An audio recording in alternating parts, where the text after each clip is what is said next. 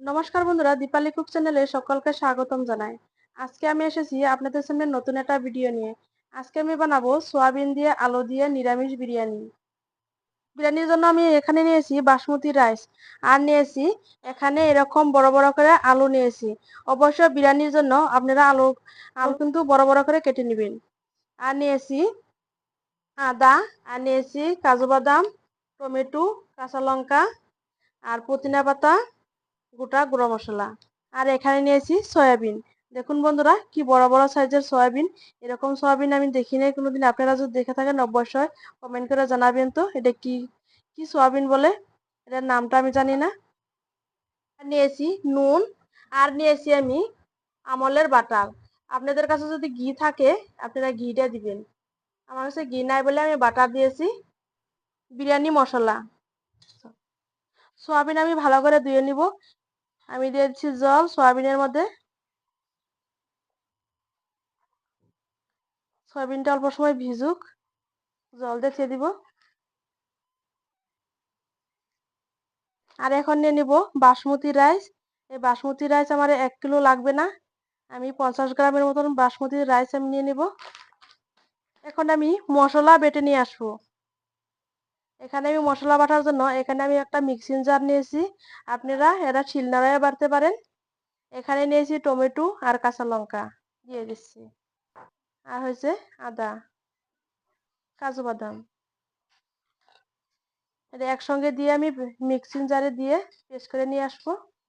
আপনারা এটা শিলনোড়ায় বাটতে পারেন। সেম একদম চিকেনের মতন দেখা যাচ্ছে সয়াবিন গুলো। এখন আমি আলু আর সয়াবিন ভালো করে ভেজে নিব। গরম হয়ে গেছে, কড়াইতে আমি তেল দিয়ে দিয়েছি। এখন দিয়ে দিব অল্প একটু নুন, আর দিয়ে দিব হলুদ। অবশ্যই বিরিয়ানির জন্য আলুগুলো ভালোভাবে অল্প লাল লাল করে ভেজে নেবেন। দেখুন আলুগুলো কি সুন্দরভাবে লাল লাল করে ভেজে নিয়েছি। এখন আমি আলু নামিয়ে নিব। এই আলু ভাজা তেলে আমি সয়াবিন আমি ভেজে নিব। দেখুন সয়াবিনগুলো আমি হালকা করে ভেজে নিয়েছি, এখন আমি নামিয়ে নিচ্ছি। কড়াইতে আমি আরো অল্প সরিষার তেল দিয়ে দিচ্ছি। এখন দিয়ে দিব গোটা জিরে ফোড়নে, আর বেটে নিয়েছিলাম তো আপনাদেরকে বলেই দিচ্ছি। এটা দিয়ে দিচ্ছি তেলের মধ্যে।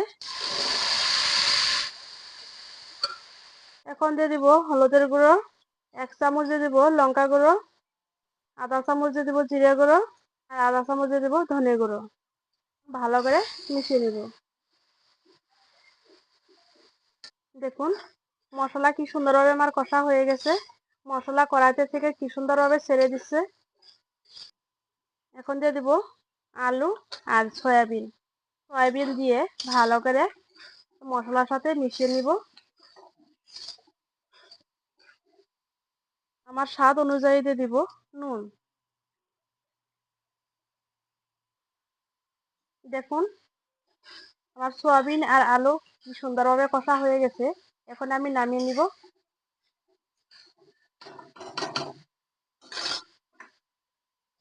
নামিয়ে নিচ্ছি।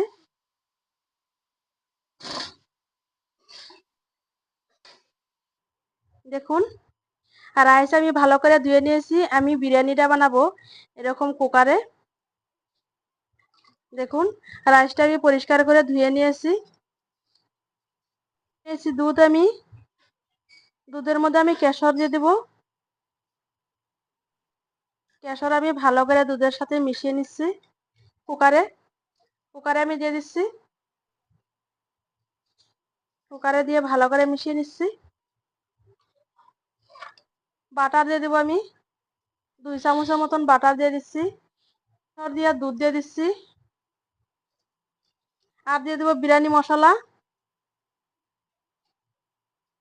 2 চামচের মতন বিরিয়ানি মশলা দিয়ে দিচ্ছি। আর দিচ্ছি গোটা গরম মশলা,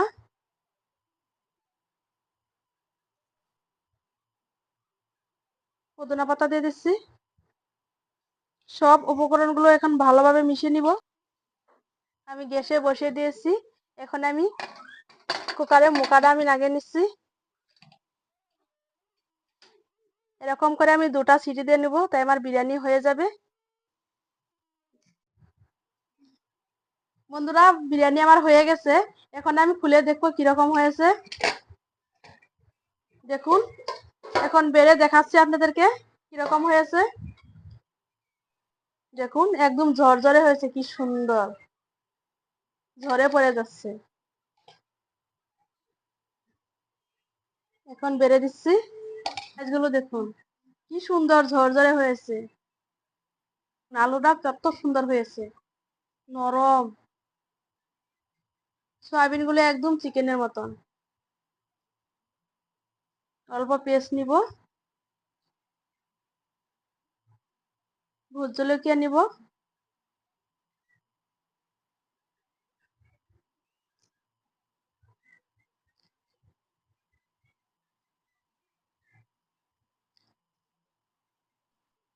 আপনারা একবার হলো এরকম করে রান্না খেয়ে দেখবেন।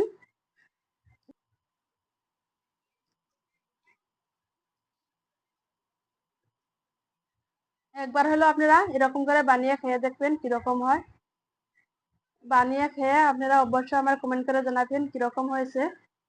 আর ভিডিওটা যদি আপনাদেরকে ভালো লাগে থাকে অবশ্যই লাইক কমেন্ট শেয়ার করবেন। অবশ্যই একটা সাবস্ক্রাইব করে দিবেন। আপনারা ভালো থাকুন, সুস্থ থাকুন। দেখা হবো খুব শীঘ্রই পরে একটা ভিডিওতে। ধন্যবাদ।